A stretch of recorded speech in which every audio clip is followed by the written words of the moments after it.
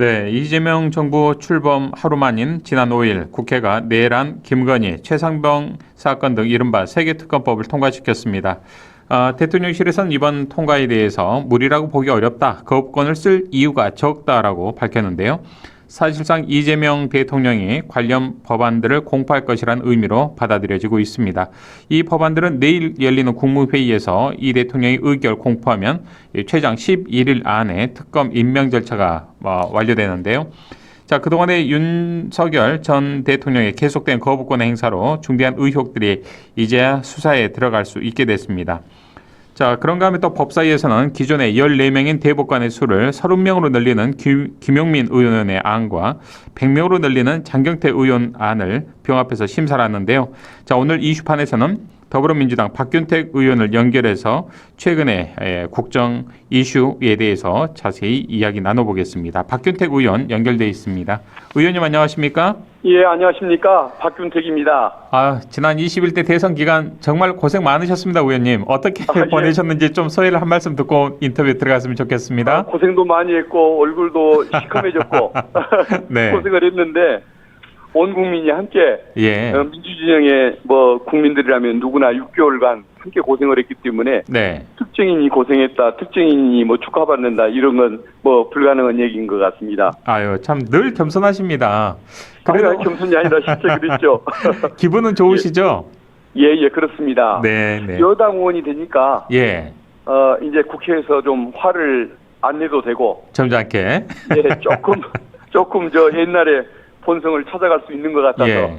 다행인 것 같습니다. 원래 우리 박균택 의원님께서는 큰 소리를 내지 않고 굉장히 선비로 알려져 있는데 국회에서는 굉장히 맹수로 활약을 하셨습니다. 당시 또 상황이 어쩔 수 없는 상황이다 보니까. 예. 그렇군요. 아무튼 지난 대선 기간 열심히 또 뛰어주신 거 지역민들이 또 많이 응원하고 많은 분들께서 또 격려를 하고 계시니까요. 고생하셨다는 말씀 다시 한번 드리고 싶습니다. 예, 감사합니다. 자, 의원님 이제 6.3 대선 이후에 발표된 첫 번째 여론조사를 봤더니 이재명 대통령에 대한 국정 수행에 대해서 무려 58.2% 좀 60%에 가까운 이 국민들이 긍정적인 전망이 우세하게 나타났는데요. 그 이유로는 새 정부에 대한 국민들의 기대감, 정권 교체에 대한 긍정적인 평가가 반영됐기 때문이다라는 분석이 나오는데 의원님께서는 내일이면 딱 꼬박 일주일째를 맞는데 어떻게 평가하십니까? 예, 일단 시간이 좀 짧았지 않습니까? 네. 그럼에도 불구하고 기대나 희망, 응원의 의미가 이제 담기다 보니까 그 지지율이 나온 것 같습니다. 아직 많이 보여준 것도 아닌데 그럼에도 불구하고 이전 정부가 워낙 비정상적인 것이다 보니까 상대적으로 만족감이 더 크신 것이 아닌가 싶고 네. 어쨌든 그러한 그 기대감이 실체를 갖춘 지지도로 이어지게 하려면 이재명 정부 그다음에 또 우리 민주당 더 열심히 뛰어야 할 것 같습니다. 네. 자, 이재명 대통령의 최우선 국정과제로 뭐니 해도 민생경제 회복, 경제 회복을 좀 꼽고 있고요. 다음으로 또 많은 우리 국민들이 검찰의 개혁, 사법부의 개혁도 중요한 부분으로 좀 생각을 하고 있는데요. 이재명 대통령과 이제 여당이 된 더불어민주당이 추진하는 사법개혁의 앞으로의 방향 어떻게 좀 설정을 하고 있는지 궁금합니다. 예, 기본적인 뼈대는 공약집에서 이제 밝힌 내용들이긴 합니다. 네. 우선 그 검찰 개혁의 대원칙, 이것은 검찰의 직접 수사권을 배제를 해서 수사와 기소를 분리한다는 것입니다. 그 일환으로 이제 중대범죄수사청을 설립해서 검찰이 행사하던 권한을 행사하게 한다는 건데 앞으로 이건 한국형 FBI로 아마 불리게 될 것 같습니다. 그리고 이제 사법개혁 문제는 지금 이제 일소위에서 대법관 증언법 이게 이론이 그래도 적은 편이라 먼저 통과를 했고, 예. 법사위 회의와 그다음에 또 그 본회의를 앞두고 있는 상태고, 그다음에 이제 사법의 그 민주성을 보완하기 위해서 국민 그 참여 재판의 대상을 확대하거나, 그다음에 법원의 재판에 대해서도 헌법재판소의 헌법 소원 이걸 도입하는 방안 등이 검토가 앞으로 계속될 것 같습니다. 네. 자, 법사위에서는 이제 기존의 14명인 현재 이 대법관의 수를 30명으로 늘리는 김용민 의원이 제출한 안, 그리고 무려 100명으로 늘리는 장경태 의원의 안을 좀 병합을 해서 심사를 했는데 많은 국민들도 좀 대법관의 증언이 필요하다는 데는 좀 긍정적인 반응을 보이고 있는 것 같습니다. 그럼에도 불구하고 국민의힘에서는 이제 야당이죠. 사법부를 장악하려는 시도다. 뭐 이런 우려의 좀 목소리도 내고 있는데 이런 지적에 대해서는 어떻게 말씀 주시겠습니까? 그 대법관들이 숫자가 부족해서 사건 기록조차 제대로 읽지도 않고 판결을 내린다는 사실이 얼마 전에 드러났지 않습니까? 네. 그렇다고 한다면은 대법관을 증언할 수밖에 없는 것 아니냐. 이게 이제 저는 기본적인 당연한 결론이라고 생각을 합니다. 다만 대통령이 대법관을 임명할 때 대통령의 입맛에 맞는 대법관을 많이 임명하는 것, 이게 혹시나 그 사법부 장악이 아니냐라고 이제 그 의문을 품는 것 같은데, 이게 대통령이 대법관을 임명하는 것은 헌법상의 권한이고 법률상의 권한입니다. 헌법과 법률대로 한다는 걸 가지고 사법부를 장악한다고 하는 그 표현 자체를 저는 수긍을 못 하겠습니다. 그리고 네. 특히 임명 절차에서도 보면 대법관은 대법원장이 제청을 해야 하고 대통령이 지명하면 국회에서 청문회를 거치고 또 그 국회 동의를 거치게 되어 있습니다. 네. 그래서 결국은 사법부, 행정부, 입법부 3단계를 모두 거치는 것이기 때문에 이걸 가지고 대통령이 독선을 한다라고 공격하는 것은 적절치는 않은 표현이라고 저는 생각을 합니다. 예. 자, 의원님 기존에는 우리나라 최고의 또 법원으로 대법원을 우리 많은 국민들이 또 어릴 때부터 배워오지 않았습니까? 그렇게. 현재 대법관의 수를 30명으로 늘리는 안과 100명으로 늘리는 안 이렇게 했는데 몇 명 정도가 현재로서는 좀 타당한 인원이라고 보십니까? 예, 저는 사실은 대법관들이 기록을 제대로 읽고 하게 하려면 100명을 넘겨야 맞는 것이지만 예. 현실을 또 무시할 수는 없는 거 아닙니까? 그렇죠. 오랫동안 14명이서 운영을 해왔고 네. 또 시설 문제, 예산 문제, 또 재판 그 어떤 연구관들 보조 문제 이런 것들도 있기 때문에 네. 일단은 그 2배 수준인 30명 정도가 적절하다고 보았고 그래서 예. 지난 1소위 법안심사 1소위 때 30명을 증언하는 걸로 지난주에 그렇게 통과를 시켰습니다. 예. 그래서 이제 국회 법사위 전체 회의 때 이걸 더 논의를 해야 할 텐데 조금 변동이 있을 수는 있겠지만 기본 틀은 저는 거기서 크게 변함이 없을 거라고 그렇게 믿고 있습니다. 예. 자, 많은 국민들께서는 좀 대법관의 증언 문제가 뭐 갑작스럽게 나온 이슈 아니냐라고 생각을 하실 수도 있는데 제가 예전에 우리 박규택 의원님께서 다른 방송에 출연하셔서 말씀하셨던 내용을 보니까 이게 굉장히 좀 오래된 이슈였더라고요, 보니까. 예, 맞습니다. 예, 이게 언제부터 좀 논의가 됐던 이슈였던가요? 제가 평검사 시절에 그때가 노무현 대통령 참여정부 시절에 예. 사법제도개혁 추진위원회에 파견을 나갔습니다. 예. 그때가 2005년도인데 20여 년 전 일이군요. 예, 20년 전에 이 주제가 논의가 됐고 네. 대법원의 반대로 이게 무산이 된 적이 있었습니다. 그리고 그 뒤로도 대법원에서 증언을 요청을 변협에서 예. 증언을 요청을 했고 국회에서도 논의가 됐고 대법원에 의해서도 20명까지 늘리는 방안이 한번 또 제시가 된 적도 있었고. 그렇군요. 그리고 여기에 대해서 찬성하는 이유, 반대하는 이유가 수없이 제기되어 왔지만 그 네. 이유들이 이번에 보더라도 크게 옛날이나 지금이나 변함이 없는 것 같습니다. 예. 그렇다고 한다면 이제 논의는 충분히 될 만큼 된 것이고 결국은 입법적인 결단만 남은 거 아니냐. 예. 그렇게 생각을 하고 있고 그래서 이게 공론화를 안 거쳤다, 졸속 결정이다. 그러니까요. 이런 그 비판에 대해서는 저는 동의하기는 어렵다고 봅니다. 이미 20년 전에 제기됐고 당시에 또 공교롭게도 오늘 지금 인터뷰를 하고 계시는 우리 의원님께서 사개추의 또 간사로서 활동하셨던 내용들이 계시기 때문에 누구보다도 다 이 역사를 좀 아실 것 같습니다. 예, 그렇습니다. 자, 그렇다면 우리나라는 이제 30명 정도로 만약에 했다고 봤을 때 다른 나라의 사례는 보통 대법관들 몇 명 정도로 유지하고 있습니까?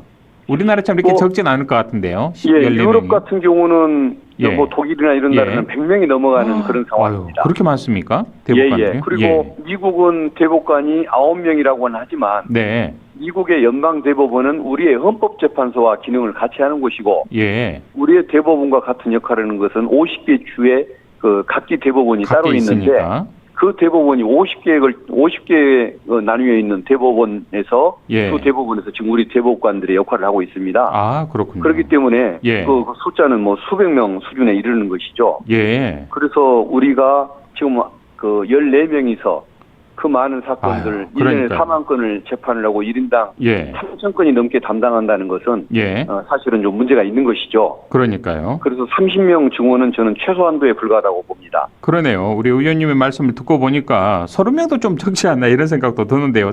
특히 예. 우리 국민들은 3심 최종심이라고 이제 일컬어지는 3심이 어찌 보면 한 사람의 인생을 좌우할 수도 있는 거 아니겠습니까? 예, 맞습니다. 예, 판결문도 제대로 좀 이 소송 서류도 제대로 읽지 않고 그냥 이렇게 무관심하게 판결을 내렸어야 되겠습니까? 이런 부분들을 좀 우리 국민들도 이해를 하셔야 될 필요도 있지 않나 싶습니다. 자, 그런데 이 대법관 증언은 물론 필요하지만 독립기관인 사법부와의 논의가 필요한 것 아니냐 이런 지적도 있던데요. 사법부에서는 지금 이런 볼멘 소리가 나오는 것 같습니다. 어떻게 보십니까? 그 사법부의 독립이라는 것은 재판의 독립을 얘기하는 겁니다. 구체적인 사건에 있어서 진실을 확인하고 법리를 적용하는 그 재판작용, 여기에 개입하지 말라는 것이지, 대법관 수를 어떻게 할 것이냐, 몇 심제로 만들 것이냐, 어떤 법원을 만들 것이냐, 이런 제도 설계는 국회가 입법으로 하는 것입니다. 네. 그래서 이것은 오히려 국회가 입법을 소신껏 하도록 놔두는 게 맞는 것이지, 오히려 대법원과 협의를 하기 전에는 통과할 수 없다라고 얘기한다면 오히려 대법원이 국회의 어떤 입법의 그 재량, 예. 입법의 독립을 오히려 해치는 것이라고 봐야 할 것입니다. 예. 그래서 재판에 국회가 관여하면 안 되겠지만은 이 입법에는 대법원이 오히려 주도하려고 하는 것은 어떤 자기의 본분을 어떤 넘어선 행위다. 그렇군요. 반대로 얘기를 해주고 싶습니다. 예, 국회 권위에 위에 사법부가 있는 건 아니기 때문에요. 입법, 사법, 행정이 다 골고루 3부가 또 견제와 균형을 이루고 있는 거 아니겠습니까? 예, 그렇습니다. 자, 그렇다면 의원님, 이제 이 대법원의 법원 조직법 개정안이 소위도 통과하고 국회 본회의도 통과한다는 이제 가정하에 언제쯤 이게 대법관의 정원이 늘어날 수 있는 걸 우리 국민들이 볼 수 있을까요? 그 기한이요? 일단은 그 준비 기간, 예산상에 또 시설상의 준비 기간을 두기 위해서 예. 1년간은 시행을 하지 않습니다. 아하. 예, 법이 공부된 다음에 1년간은 유예 기간을 두고 예. 그 다음부터 2년차, 3년차, 4년차, 5년차에 4명씩 늘리게 됩니다. 점진적으로 늘리는 거군요. 예, 예. 그렇기 때문에 예. 그 4년간에 걸쳐서 4명씩 늘리기 때문에 그렇게 뭐 제도 운영상에 뭐 충격을 그렇군요. 주거나 예. 준비 기간이 부족하다든가 예. 뭐 이런 문제 혼선은 없을 것 같습니다. 한꺼번에 16명을 뽑는 건 아니었군요. 4, 4, 16, 4년에 걸쳐서 4명씩. 예, 그렇습니다. 예. 이런 로드맵대로 간다면은 그리 크게 어렵지는 않을 것 같습니다. 예, 그렇습니다. 예, 일단은 뭐 정원은 계속 논의의 여지가 있기 때문에 좀 더 지켜보도록 하고요. 자, 그런가 하면 이제 이재명 정부 출범 하루 만인 지난 5일이었습니다. 국회에서 이른바 내란, 김건희, 최상병 사건 등 3개 특검법이 통과가 됐는데 현재 조만간 좀 가동이 예상됩니다. 이 특검 앞으로 어떤 역할을 하게 되는 겁니까? 일단은 그 내란 사건, 12.3 내란 사건, 그리고 김건희, 명태균, 건진, 김명건 게이트라고 얘기하는데 예. 이 게이트, 그리고 최혜병 사망 사건에 대한 수사 외압, 이 3가지에 대해서 특검이 이제 도입돼서 뭐 추진이 되게 될 겁니다. 근데 이 특검이라는 것은 그 특검법에 그 규정되어 있는 수사 대상들에 대해서 어떤 독자적으로 수사와 공소지기를 거칠 겁니다. 그러다 보니까 그 기존의 그 검찰의 권한을 가져다가 수사를 하게 되는 것이고 또한 그 정부로부터 독립이 됩니다. 네. 그렇기 때문에 만약에 이재명 정부가 그 수사에 개입해서 의도대로 끌고 갈 계획이었으면 이재명 정부의 인사를 받은 검사, 이재명 정부의 인사를 받은 경찰을 이용해도 되는 겁니다. 그럼에도 불구하고 그 검찰과 경찰을 이용하지 않고 독립적인 특검에게 이 사건을 맡기겠다는 것은 정말 독립적으로 예. 알아서 수사하게 맡기고 이재명 정부는 어떤 정치 보복에 오해 없이 민생과 외교 안보 문제에 집중하겠다는 의지를 드러내는 것이기 때문에 저는 네. 매우 바른 선택이라고 생각을 합니다. 특검에 파견이 된 분들의 양심과 또 법과 원칙에 따라서 눈치 보지 않고 소신껏 수사하라 이런 좀 의미가 깔려 있는 것 같습니다. 예, 맞습니다. 자, 의원님 이제 특검이 가동하게 되면 파견 검사 120명을 포함해서 무려 600여 명에 이르는 메모드급의 수사팀이 꾸려지게 되는데 법조계에서는 특검 인선부터 특검보 또 파견 검사의 구성, 이 수사 기간 등의 이른바 크게 3가지 정도가 이 특검의 성패를 좌우할 것이다, 관건이다 이렇게 예상을 하던데 의원님께서는 어떻게 보십니까? 예, 맞는 말씀 같습니다. 특검은 일단 잘 뽑아야 할 것이고, 예. 그게 가장 일단은 1차적으로 국회가 추천을 잘해서 선정이 잘 되게 할 것 같고, 그 외에도 보조하는 인력들도 뛰어나야 하고, 그리고 또 기간도 충분히 보장이 돼야 하는데, 예. 이것을 더 많으면 좋겠지만은 그래도 어떤 인적 물적 제한이 있을 수밖에 없기 때문에 기간은 그렇죠. 약 150일 전후로 이루어지게 만들었고, 예. 또 파견 인원도 너무 많단 말을 듣지 않는 범위 내에서 최소한 활동을 보장할 수 있는 그런 인원으로 정할 수 있도록 노력을 했습니다. 예. 자, 150일 이내, 그러니까 5315, 5개월 이내에 사건이 좀 종료, 수사를 어느 정도 좀 가닥을 추려야 되겠군요. 예, 그렇습니다. 이게 좀 연장할 수도 있는 여지가 있습니까? 예, 그러니까 준비 기간 20일 외에 예. 수사 기간이 내란 김명건 사건은 90일, 예. 그 연장을 30일. 할 수 있군요. 그래서 이제 한 달 150일 정도 예. 수사를 할 수 있게끔 돼 있고, 최병 사건은 네. 조금 사건이 더 간단하다 보니까 예. 60일, 30일 해서 120일로 제한을 했습니다. 예. 그래서 이 원칙에 따르면은 연말 안에는 사건들이 다 정리가 돼 있고, 예. 또 과거의 적폐 사건처럼 2년씩 이것을 끌고 가는 이런 일은 없을 것 같습니다. 그러니까요. 이게 모두 이 사건이 좀 늘어지다 보면 모든 이슈를 또 이런 특검들이 다 빨아들이기 때문에 예. 지지부진되지 않을까 싶습니다. 그리고 좀 문제 보면 내란도 그렇고 김건희 건도 그렇고 최상범 건도 그렇고 상당히 좀 피의자로 되실 분들이 교집합 부분이 굉장히 많을 것 같습니다. 예, 맞습니다. 제가 아마 전문가는 아닙니다만 예, 교집합인 부분들이 윤석열 전 대통령 단골로 같은 들어갈 것 경우에는 같습니다. 지금. 세 건 모두 연관이 아마 돼 있다고 봐야 할 것 같습니다. 그러니까요. 예. 자, 의원님 또 가장 중요한 게 어떤 분들로 무엇보다도 공정성과 객관성이 담보된 특검이 꾸려지길 많은 분들이 기대를 하고 좀 지켜보는데 이런 부분들은 특별히 우리 국민들 걱정하지 않아도 되겠죠? 예, 그렇습니다. 수사 능력을 갖추고 또 팀들을 잘 이끌 리더십을 갖추고, 그리고 그러면서 본인이 하겠다는 의지를 가진 사람 중에서 골라야 할 텐데, 네. 그런 그 세 가지, 그러니까 능력, 리더십, 그리고 할 의사, 이 세 가지 외에 가급적이면은 국민들에게 공감을 받을 수 있는 특검을 좀 확보를 해서 오해를 받지 않고 국민들이 수사 결과에 수긍할 수 있도록 예. 그런 사람을 잘 뽑는데 좀 집중을 해야 할 것 같습니다. 예. 자, 의원님께서도 정말 오랫동안 또 법률가로서 활동을 하셨기 때문에 참 특검에 적합한 인사를 추천하실 분도 계시지 않을까 싶은데 어떻습니까? 좀 그런 의견도 주고 계시는지 모르겠습니다. 예, 지금은 아직 이제 법이 통과가 내일 국무회의를 거쳐서 그렇죠. 통과가 되고, 예. 대통령께서 국회에 추천해달라고 요청을 하게 될 텐데, 추천을 받은 날로부터 사흘 이내에 이제 답을 주게 되어 있습니다. 그러다 보면 아마 이제 주말 이후가 되지 않을까 싶은데, 네. 주말 전후가 될 것 그러네요. 같은데, 그때 논의를 정식으로 하게 될 것이고, 예. 그 전에 각자 좀 구상을 통해서 마음속에는 좀 점지를 해놓으셔야 되겠습니다. 예, 마음의 준비를 미리 해놓고 있어야 할 것 같습니다. 예. 또 이 특검을 이끄시는 또 리더를 뽑는 것도 중요합니다만 여기에 또 수사진들을 구성하는 것도 굉장히 좀 엄선을 기해야 될 것 같습니다. 이런 부분들 좀 애로사항은 없을까요? 어떻습니까? 이걸 경찰은 아마 별 문제가 없을 것이고, 예. 검찰 같은 경우는 본인들의 역할을 또 본인들의 신뢰를 부정하는 특검이 되기가 쉽기 때문에 아하. 아마 기존의 검찰 지휘부에서는 우수한 검사를, 또 의지 있는 검사를 아마 내놓지 않으려고 할 가능성이 있겠죠. 예. 그러다 보니까 조금 아무나 파견 받는 것이 아니고, 예. 정말 어떤 수사를 좀 아는 사람들 입장에서 이 정도면은 충분히 공감할 만하다라고 예. 하는 인물들이 파견될 수 있도록 예. 청와대나 또 새로운 법무부의 간부가 그걸 잘 심사를 해서 좀 선정해서 보내줘야 할 것 같습니다. 예. 자, 아무래도 이제 특검이다 보니까 내심에 또 윤석열 측에 좀 이 긍정적인 그런 뉘앙스를 가지고 있는 사람들은 선뜻 좀 참여하지 않으려고 하는 그런 모양새도 있지 않을까도 싶어요. 짧은 생각에.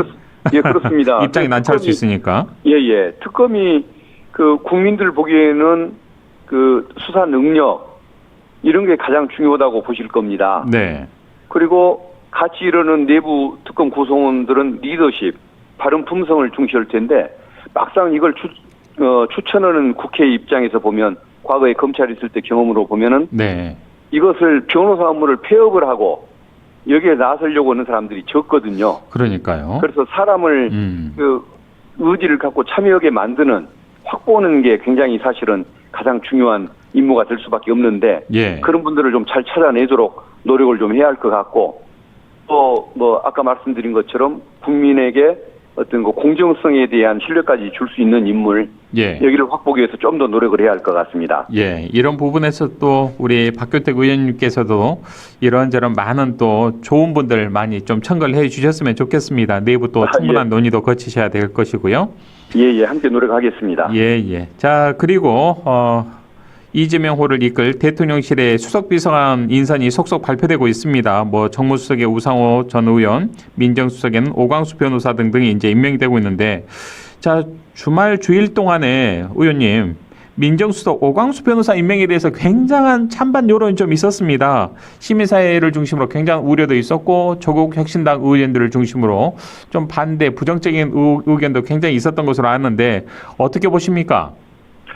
저는 왜 민주진영에서 왜 예. 시민단체에서 오광수 민정수석을 반대하는지 예. 그 입장을 충분히 이해를 하겠습니다. 또 공감을 합니다. 네. 그러나 결론적으로는 저는 이제 오광수라는 인물의 그 어떤 선임에 대해서 거기에 대해서는 저는 찬성을 하는 이유가 있습니다. 네. 왜 그러냐면은 특수검사라고 뭐라고 하지만은 굉장히 우수한 검사였습니다. 수사기관의 사정을 잘 알아야 또 수사 경험이 있어야 일선의 수사기관들, 사정기관들을 잘 지휘를 할 거 아닙니까? 그 능력도 굉장히 중요한 부분이고, 그 다음에 품성이 굉장히 합리적이고 따뜻한 사람이고, 또 인격적인 신뢰를 주는 사람인데, 그래서 네. 아마 이재명 대통령께서 그런 그 인격적인 측면을 높이 사서 저는 선임을 했다고 그렇게 생각을 합니다. 지금 두 분이서 다만, 연수원 동기도 되시죠? 예, 그렇습니다. 다만 이제 민주진영에서 걱정하시는 것은 검찰개혁이라는 의지가 없을까봐 그러니까요. 그걸 걱정하실 텐데 예. 민정수석이 검찰개혁의 주 업무를 하는 것도 아니고 또 대통령의 뜻을 참모가 반해가면서 엉뚱한 짓을 할 위치에 있지도 않고 특히 중요한 것은 그 검찰개혁이나 사법개혁을 국회가 주도가 돼서 할 겁니다. 그래서 민정수석에게는 그게 어떤 반하는 짓을 행동을 하지도 않지만 네. 또 그 어떤 그 업무가 그쪽에 비중이 큰 것도 아니기 때문에 오히려 수사기관, 사정기관을 인적으로 개선을 하고 잘 운영하고 이런 보좌를 잘할 수 있는 능력이 필요하기 때문에 저는 오히려 네. 어떤 이재명 정부를 위해서 필요한 인물이 됐다라고 저는 그렇게 생각을 하고 있습니다. 그래서 알겠습니다. 그 걱정은 알겠지만 네. 긍정적인 측면이 많다는 걸 좀 이해하고 좀 봐주시면 어떨까 그 생각이 듭니다. 지켜봐야 되겠군요. 예, 그렇습니다. 자, 우리 광주 지역 국회의원 가운데 대선 국민에서 굉장히 대언론 또 스피커 역할도 하시고 또 많은 부분들 궁금 사항들을 또 시원하게 자세히 말씀을 해주셨는데 끝으로 이 방송을 듣고 계신 우리 지역민들께 의원님 한 말씀 주시고 오늘 인터뷰 마칠까요? 예. 어쨌든 그 민주진영의 국민들, 상식을 가진 국민들께서 6개월간 투쟁을 거쳐서 이재명 정부를 탄생을 시켜주셨습니다. 어쨌든 그 마음 잊지 않고 신속하게 그 3년간의 그 권력형 비리, 내란 범죄를 단죄를 하고 아무튼 앞으로 신속하게 우리 대한민국의 정상화 또 민생회복이 이루어질 수 있도록 여당 의원의 한 사람으로서 최선을 다하도록 하겠습니다. 자, 의원님 또 여당 의원이 되셨기 때문에 우리 지역 발전을 위해서도 큰 역할 좀 해주시기 바라겠습니다. 예. 앞으로는 그 목표를 이루기 위해서 최선을 다하겠습니다. 네, 알겠습니다. 오늘 말씀 고맙습니다. 예, 감사합니다. 네, 지금까지 더불어민주당 박균택 의원과 이야기 나눴습니다.